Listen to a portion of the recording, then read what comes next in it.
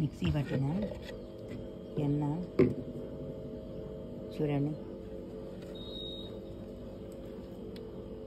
మంచిగా ముద్ద వచ్చింది. కడుక్కోవడమే. ఇది పచ్చి పాలతో తీసిన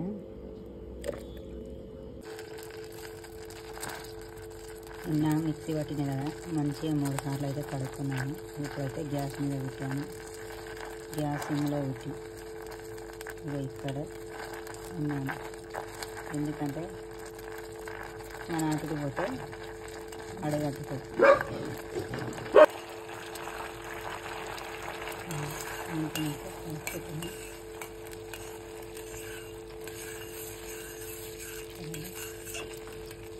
కరుగుతుంది. ఇది పచ్చి పాల నేను కూడా నేను చేస్తున్నాను.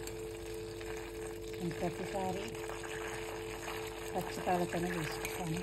పచ్చి పాలనే తీస్తాను.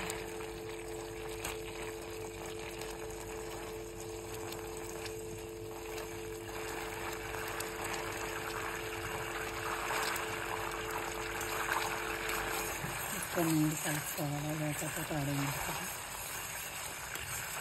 గ్యాస్ మీద పెట్టిన ఏర్పడుతుంది.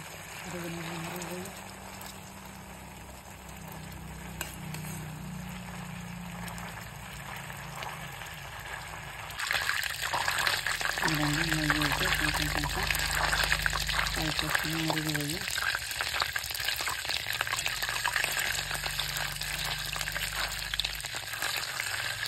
మరిగిపోయి ఇట్లా నెయ్యి అయితే ఆయిల్ సపరేట్గా అవుతుంది. ఇక చాలా కనపడుతుంది, సపరేట్ అవుతుంది.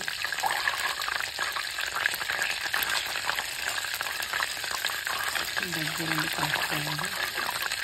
అడుగంటే చేస్తున్నాను కదా.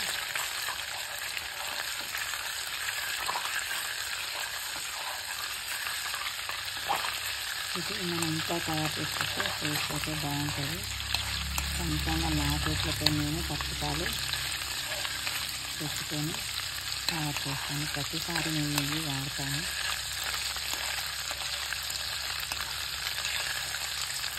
చూడండి, నెయ్యి అయితే సపరేట్ అయింది. ఇంకా కొన్ని వాటర్ని కొత్త పంచాంగం వస్తుంది. ఆ వాటర్ మొత్తం పోయాక నెయ్యి సపరేట్గా ఉంటుంది. ఆల్రెడీ నెయ్యి కూడా కనపడుతుంది. నెయ్యి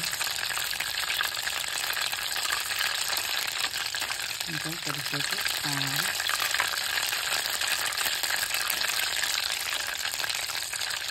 నెయ్యి అయితే మంచి స్మెల్ అయితే వస్తుంది.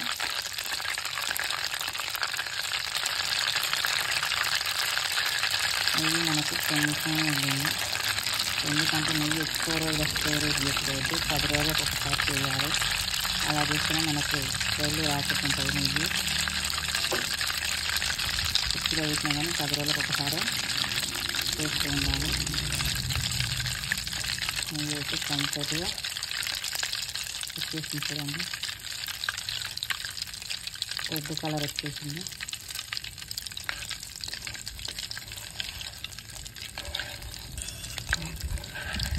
చల్లార పెట్టుకోవడమే.